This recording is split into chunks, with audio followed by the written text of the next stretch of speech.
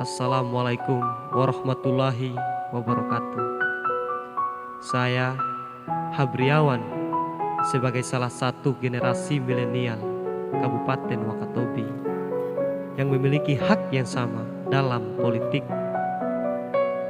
Pilkada kini berada pada masa-masa injury time, sehingga perhelatan semakin sengit antara Halo dan Hati. Halo kini hadir membawa segudang program dengan visi membawa Wakatobi menuju pusat ekowisata dunia, yang dimana memiliki beberapa sasaran pembangunan, yaitu mengoptimalkan layanan kesehatan secara merata dan terjangkau. Namun, kualitas kesehatan seperti apa yang Anda inginkan? Ketika nyawa manusia harus hilang karena kurangnya tenaga medis. Kemudian terjangkau seperti apa yang Anda inginkan? Ketika bayi pun harus mati dalam kandungan karena harus dirujuk ke daerah lain. Apakah ini yang kau anggap sebuah kualitas layanan kesehatan terjangkau? Oh, sungguh tidak, sungguh memilukan. Kemudian program pemerataan pertumbuhan ekonomi yang dimana engkau sajikan untuk penurunan angka kemiskinan dan angka pengangguran. Namun, pada siapakah kemiskinan itu harus berpihak? Apakah kepada engkau yang memiliki segudang kekayaan? Ataukah kepada kami masyarakat kecil yang penuh dengan pengharapan? Kemudian penurunan angka pengangguran, tidakkah kau melihat? Bukankah masih banyak di antara kami kaum muda yang memiliki potensi sebagai produk masa depan daerah Wakatobi? Namun sayang, kau telantarkan. Ijazah kami hanya dijadikan sebuah kertas tak bermakna dan tanpa arti. Kemudian program untuk melanjutkan infrastruktur yang merata. Tidak cukupkah 5 tahun ini ketika kita hanya berbicara pembangunan infrastruktur jalan raya? Haruskah kami menunggu 2 atau 3 bahkan 4 periode lagi? Haruskah selama itu kami menunggu? Sungguh tidak. Sekali lagi tidak.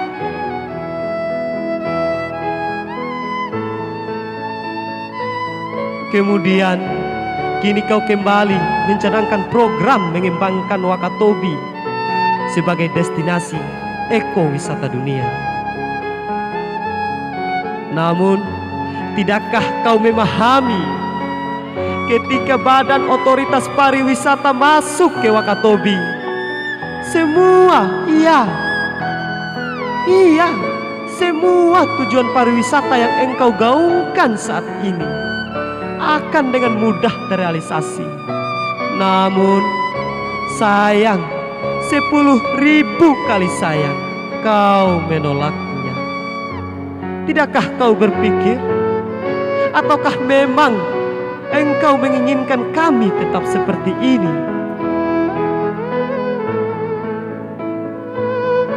Kemudian kau mencanangkan program dengan arah kebijakan untuk memantapkan investasi dan pengelolaan ekowisata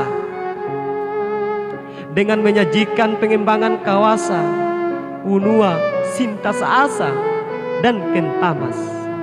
Namun sayang, itu sungguh menyedihkan, yang dimana sebagian besar dari program itu ialah program pemerintah pusat yang memang memang peruntukannya khusus untuk daerah wisata. Sekali lagi, mengapa? Bukankah seharusnya kepala daerah mampu memiliki sebuah ide dan gagasan sendiri tanpa harus menerima terus-menerus uluran tangan dari program pemerintah pusat? Sungguh menyedihkan. Engkau sebagai petahana yang sudah jelas memiliki rekam jejak kepemimpinan serta pengalaman. Namun, mengapa seorang mantan sekda harus menggugatimu? Sungguh mengapa? Mengapa seorang pejabat dengan berani mengundurkan diri dari jabatannya sebagai kepala Bapeda, yang dimana merupakan struktur pejabat penting dalam menentukan arah daerah kita. Kemudian seorang sekda pun, iya, sekretaris daerah, roh ataupun nyawa daerah ini harus mengundurkan diri. Entah bagaimana dan mengapa, yang dimana puluhan bahkan ratusan orang mengimpikan jabatan itu. Kemudian wakil bupati pun harus hadir kembali dalam kontestasi politik ini. Namun sayang, ia hadir bukan untuk mendampingimu lagi. Mengapa? Ada apa? Ada apa denganmu? Seluruh jabatan strategis yang melekat padamu harus mengundurkan diri dan bahkan melawanmu. Apakah engkau merebut hak-hak mereka? Ataukah engkau mendustai mereka?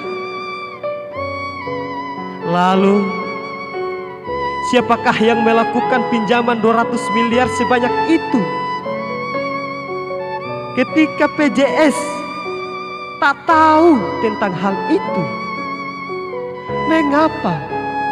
Dan untuk apa pinjaman itu dilakukan di masa akhir jabatan ini? Kemudian hadirlah pihak dari luar Wakatobi yang dengan ikhlas, penuh kasih sayang, berkorban menyalurkan bantuan secara cuma-cuma kepada masyarakat miskin.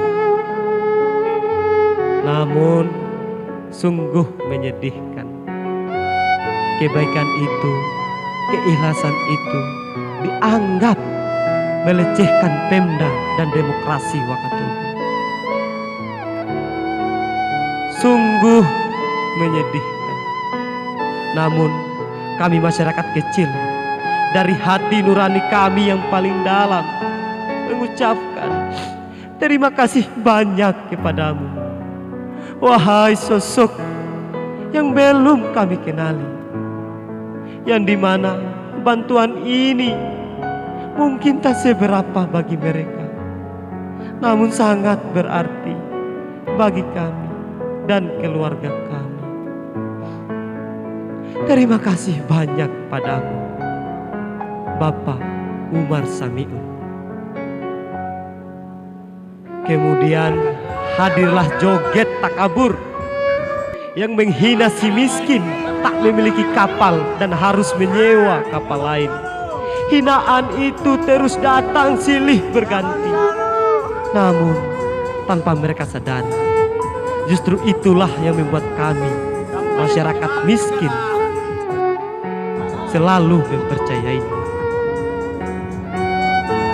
Sebab ia tidak lahir dari arogansi ataupun kesombongan akan kekayaan, namun ia benar-benar lahir dari rahim rakyat kecil dan sederhana. Sehingga kami percaya ia mampu merasakan apa yang kami rasakan. Kami masyarakat miskin akan bersatu. Kami tak mau lagi dibohongi oleh obralan janji tak bermutu. hentikan itu.